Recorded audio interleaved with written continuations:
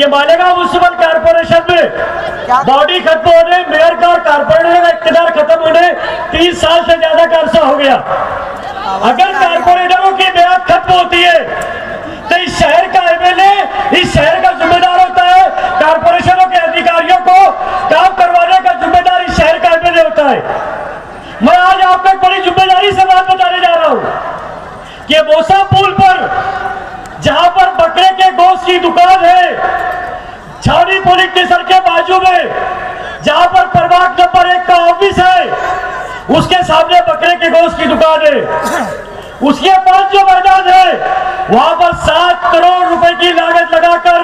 नई कारपोरेशन की इमारत का काम इस शहर के फिरका परस्तों के साथ मिलकर इस शहर की आमदार की मिली भगत से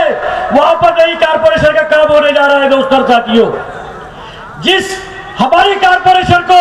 हमारे लीडर मरूम शेख रशीद साहब ने, ताहिरा शेख रशीद साहिबा ने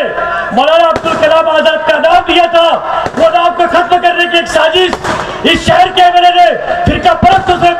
साठगांठ करके वहां नई तामीर होने वाली कारपोरेशन की इमारत को नया नाम देने के लिए आज आप कल आप जाके वहां पर मुआयना कर सकते हैं। बड़ी जिम्मेदारी से आपको बात बता रहा हूं। अगर आप चाहते हैं कि मुस्लिम शनाख्त कायम रहे, आप चाहते हैं कि मौलाना अब्दुल कलाम आजाद का नाम कायम रहे, आप चाहते हैं कि शेख रशीद साहब का देरीना ख्वाब कायम रहे, तो आपको